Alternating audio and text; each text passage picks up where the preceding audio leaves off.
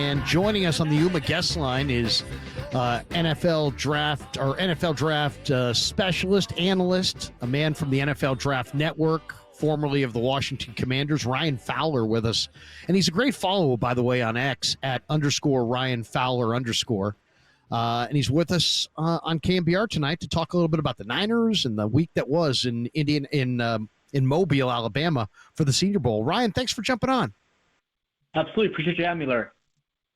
Well, tell us a little bit about your background. I saw in your bio that you worked for the Commanders. Tell us a little bit about yourself. What's your background in football? Yeah, absolutely.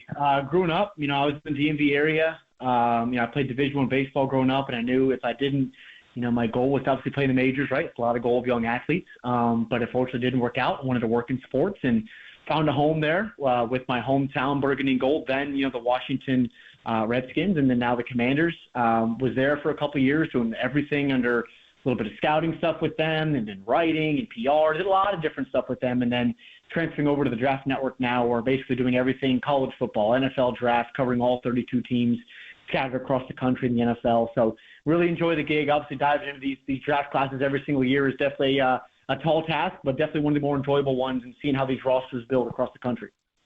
Any relation to the ESPN Fowlers?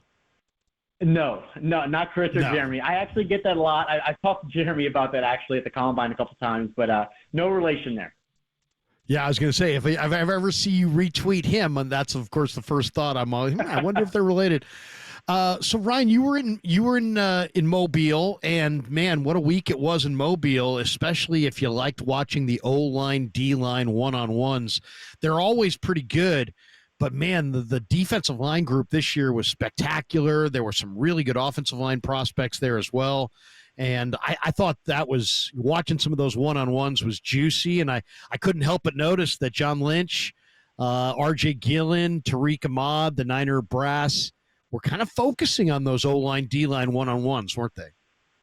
Absolutely. And I was even going to say, Larry, I don't know if there was another individual as far as the status that John Lynch has in the NFL front office that took as many notes and looked as intrigued and just locked in to those one-on-ones for the offensive line group and the defensive linemen going at each other. In last year's Senior Bowl, it really was the who's who of the offensive line group down there. Talise Fuaga and Jackson Powers Johnson, everybody was down there.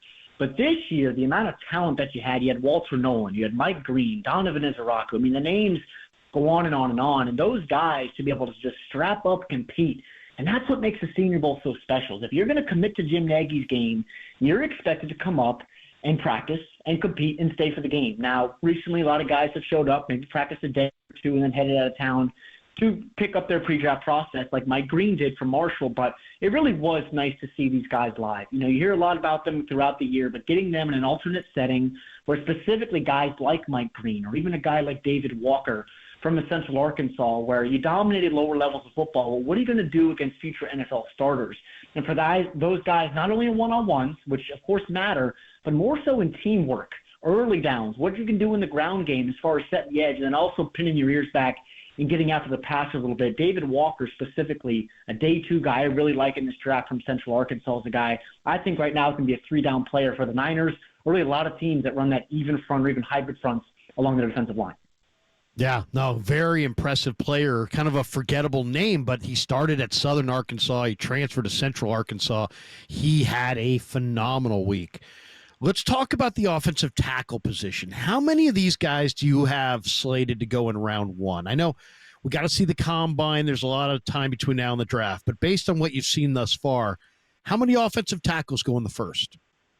Oh, man, right now, Larry, if I had to put my finger on it, I would say Josh Connerly, I would say Will Campbell, Kelvin Banks, Josh Simmons, and then whatever you qualify Donovan Jackson as, at Ohio State, I think he's another guy that also goes. I think all those guys, absolutely, Kelvin Banks, he's someone that has a lot. It's every conversation I feel like is different, especially coming to Kelvin and Will as far as are they tackle or are they guards? And that's really the narrative surrounding a lot of these players is, where can they live at tackle, or do you have to slide them inside? But also, Ariante Ursary as well for Minnesota. These Minnesota guys will get enough attention, but I think he has one of the highest scores in this class. So right now, I'd probably say 5 guys. I would say, sure, they deserve to go in round one. But it is going to be interesting as far as certain guys at certain positions. Maybe someone really takes an edge rusher, or one of these corners they really like, or maybe a tight end like Elijah Arroyo jumps into the first round, or another receiver like a Jalen Royals that's gotten some first-round buzz recently maybe knocks one of these tackles down. So it's going to be interesting. The boards are all over the place. I'll be honest with you, Larry. It's not one of these classes where we know 15, 20 guys that are absolutely going to go on round one. You have your Travis Hunters, you have your Mason Grahams, your Abdul Carters. You know what you're going to get from those guys, and, of course, Cam Ward and Shedeur Sanders. But after that, you get to around where the Niners are at 11, and beyond there, it's going to be really the boards are going to be, and the beauty is going to be in the eye of the beholder as far as where these teams go. And it's going to make for a heck of a pre-draft process, a heck of a combine, these visits, and even when we get to April on night one, where things are going to be really, really fun to see where these guys land. Some people think the Niners are going offensive tackle right there at 11, but they kind of have made the point that they feel like they can get good linemen down, further down into the draft, and they're kind of proof of it last year. I mean, Dom Pooney was a really good offensive guard, plug and play, played the entire year at right guard, but he was a third-round pick. And if if the draft were reheld, he might have been one of the best or one of the top offensive linemen drafted. So there's a couple offensive linemen that, maybe are not in that top group that I really, really like. And I want your thoughts on these three guys. The Missouri kid, Armand Membu, just his film is just really impressive. And I don't know if he's a guard or if he's a right tackle, if he's exclusively a right side player as opposed to a left tackle potentially. Then there's Emory Jones, who's got a great body for tackle. I mean, 6'5", 315 pounds, long arms. From LSU. I love him. And the guy who, to me, is my favorite is this Anthony Belton from NC State, who's about 340 pounds, 345 pounds, and he's just got long arms. He's huge. He's got great feet. The Niners got a third-round steal in Pooney. I could see Belton being another third-round steal in back-to-back years. Give me your thoughts on those three guys, because I think all three of them are really, really exciting. Yeah, and I can even go back to the question I answered earlier, Larry, and say, hey, look, Armand absolutely deserves to be a first-round pick. He can play tackle. He's going to be a tackle for me. But he bumps into guard. There may be some teams, like if you're the Niners, and say, hey, this guy may have an all-pro type of potential at guard if he has bumpers to either side of him. Kid that's about to turn 21 years old. He's got the length. He's got the athleticism. And I think the biggest thing when looking at these guys is can you work your hands and mirror your feet with them? And his lower half is sensational. And everything for me when evaluating these big boys is your footwork. In any sport, really. If you don't have feet, that's not going to translate, to the next level. And watching him work in the SEC at tackle, I have no issues with him playing outside or inside. And then Emory Jones, some people are down on his year this year down there in the SEC. I enjoyed what I saw from him live, the way he moves in his lower half as well. I think at times his lower half, he hinges a little bit too far over his feet a little bit. He gets a little bit too aggressive, but I'd rather have to tell a guy to lay off a little bit than go after somebody and be that type of dog along the front side that you see in what the Niners have been, just watching Trent Williams the last handful of years go after people, a future Hall of Famer. So I think Emory Jones is a guy absolutely that no longer first-round buzz. He will not go in round one. But day two, absolutely another guy with tackle guard versatility and really good athleticism to be able to pull and do a lot of different things up front. And then Anthony Belton, as you mentioned it, big physical kid. I mean, this is a guy – we talked about at NC State for a long time. He looks like a tackle. He's built like a tackle. One of the most powerful lower halves in this entire class, and his ability to play through that, meaning the way in which he generates that strength through digging through the ground and firing through his lower half before he ever tries to win the leverage battle with his hands against you is really impressive. And I really do think, even though he's an experienced player, Larry, I think his best football is down the road when he gets into an NFL-type offensive line, potentially working alongside a guy like Trent Williams and the staff in San Francisco to say, we can evolve this player like an Anthony Belton into a potentially guy, I'm not going to say consistent Pro Bowler, but a high-level starter for the next potentially 4 or 5 years or next into a second contract. That's what Anthony Belton's going to be for a team as a guy that's very experienced coming out of the ACC. The Niners could be looking for a couple players on the offensive line. They could use a center. They could maybe use a guard. Aaron Banks is a free agent. It wasn't a great year for Jake Brendel at center. And I know there's some really good interior players. The North Dakota State kid was probably better in the practices than he was in the game. He got kind of worked a little bit in the game, but he had an amazing week. Some people think he's a center. Some people think he's a guard. Tyler Booker from Bama is just a house. I mean, he is just a road grader deluxe. I mean, some people think he might go right around where the Niners pick in the first round. And I'll tell you, there's a guy that he's like my draft crush favorite guy in this draft, the 5'10", 270-pound center from Carolina, who started out at Coastal Carolina, Willie Lampkin. My buddy Rick Mueller recruited him to Coastal Carolina, and then he transferred to North Carolina. And as I said, he's 5'10", maybe 5'11", but I love Willie Lampkin, and he made that gigantic Kentucky defensive tackle. He just stood him up. Deion Jackson? Is that it? Walker, Deion Walker for Kentucky. Willie Lampkin is 5'10", too short. I mean, what do you think? I mean, we've seen some shorter interior players. Can a guy who's 5'10", 5'11" play center in the NFL? I'll say this. He's going to get an opportunity, whether it's along the front five or it's as an H-back. You know, I'm right there with you, Larry, with Willie Lampkin. You know, this is a guy that's a former state title winner as a wrestler. So those types of guys understand how to win with leverage, win with their hands. And I'm really glad you brought up that rep against Deion Walker. You know, 6'6", 340, all the attention in the world. And that rep, people thought he was going to blow Willie back 10 yards into the bottom of the goalpost. Well, it didn't happen. And leverage is the biggest thing, as you know, up front. And there is not a single individual with that more natural leverage than what Willie approaches the position with. So I don't think right now I'm going to project him as an NFL starter. I think he's going to get a shot in camp somewhere. And as I mentioned, I think maybe his quickest path to snaps will come as a potential H-back on certain packages. But the way he competes is just outstanding. And he's someone that had a hell of a career there in the ACC, where by no means they're playing, you know, bad teams every single week. He played against some dogs up there, 1 Tech, 3 Techs. Look at his success against Virginia Tech over the years and the players that they've had as well, even coming out this year with a guy like Anais Peebles within their interior that can play the 1 and 3. So I'm right there with you with Willie Lampkin. I just think the ceiling is awfully short a little bit. No pun intended for Willie.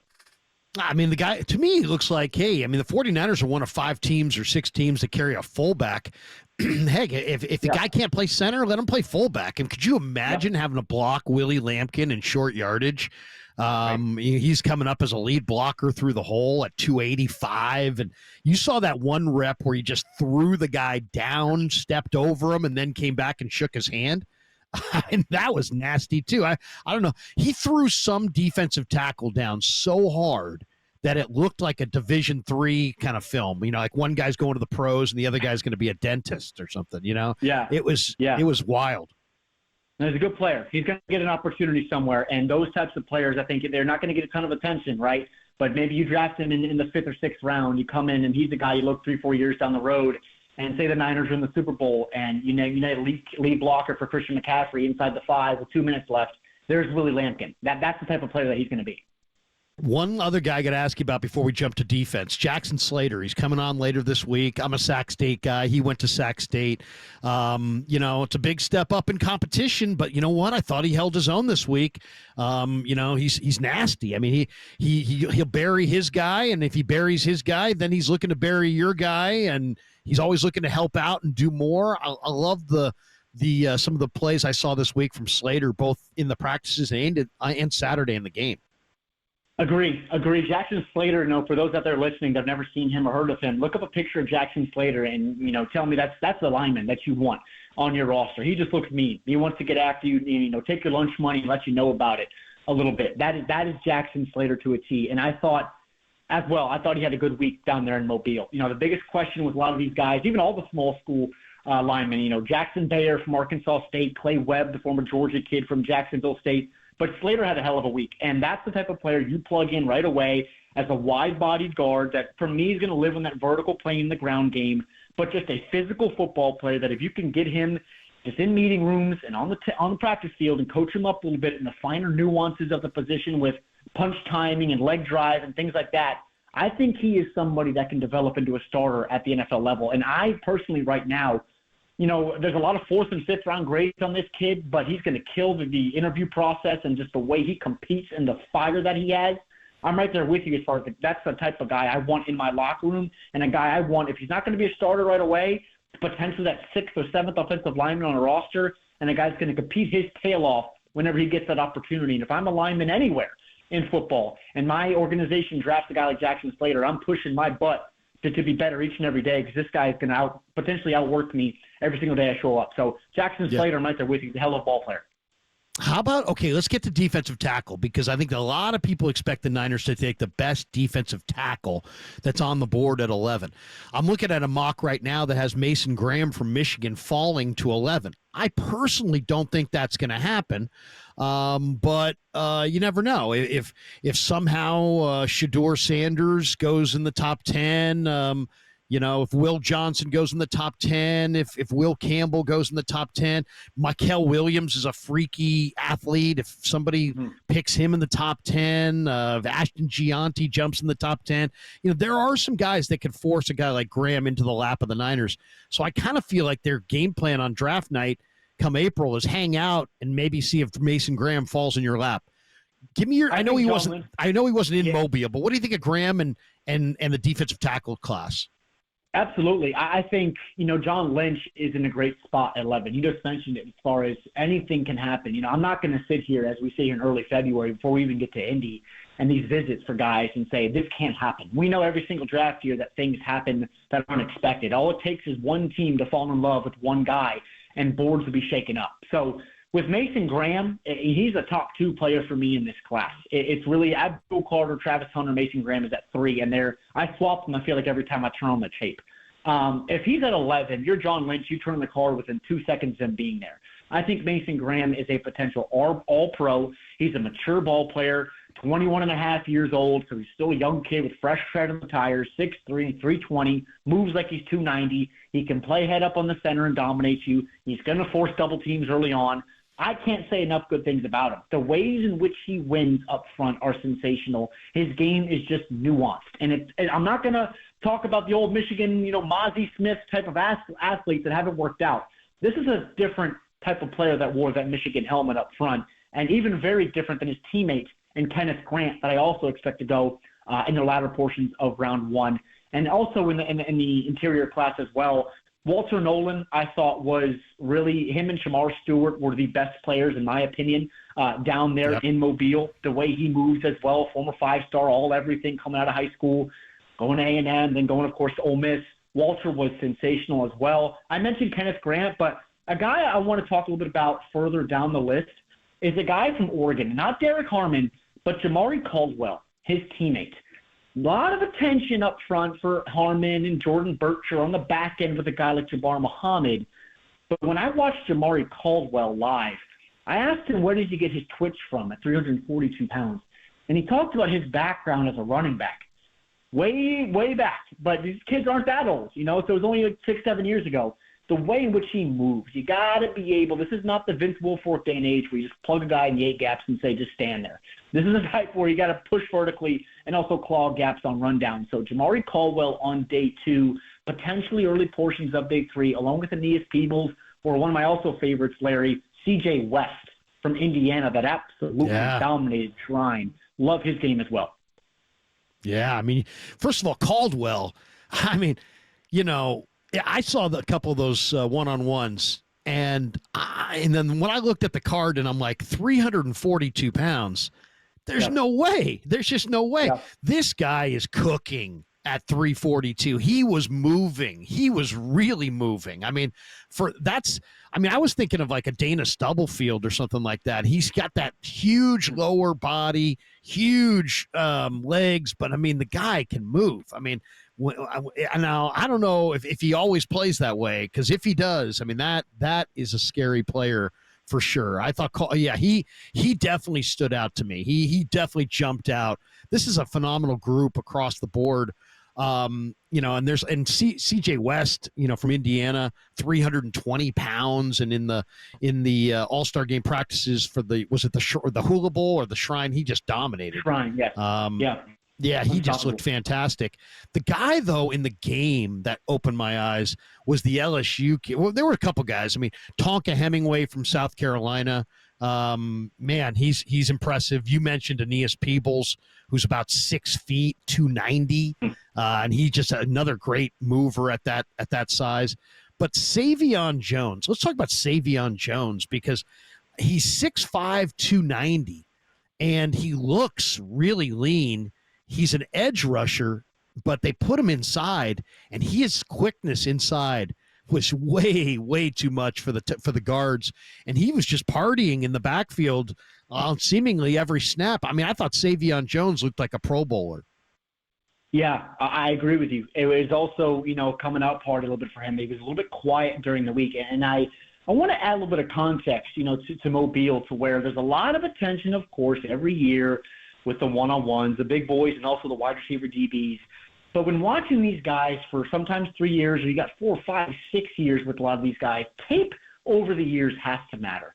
For me personally, I can't go down to Mobile and see a guy in one-on-ones in 3 days. Maybe you get 10 total reps, and maybe you win 3 of them and say, I'm going to bump you down 2 rounds because you didn't win your one-on-ones. I can't do that. But the game tape matters for me. And watching Savion in that ball game, as you mentioned, Larry, was dominant. He can align inside. He can align standing up on the outside. I think if you even have to drop in coverage, if he played, 275 is really what he played at for LSU this year, he could potentially do that as well to provide some exotic looks up front. So he's a guy I think that also, this class is so deep, and I feel like I've talked about it a lot, but he also could go on day 2. And the type of athletes you're going to get down there from LSU, where you just go to a tree and you shake out 4 and 5 stars everywhere you go down there in Baton Rouge. So he's a dynamic football player. I remember watching his back end of the year against Oklahoma and Vanderbilt, where he really popped.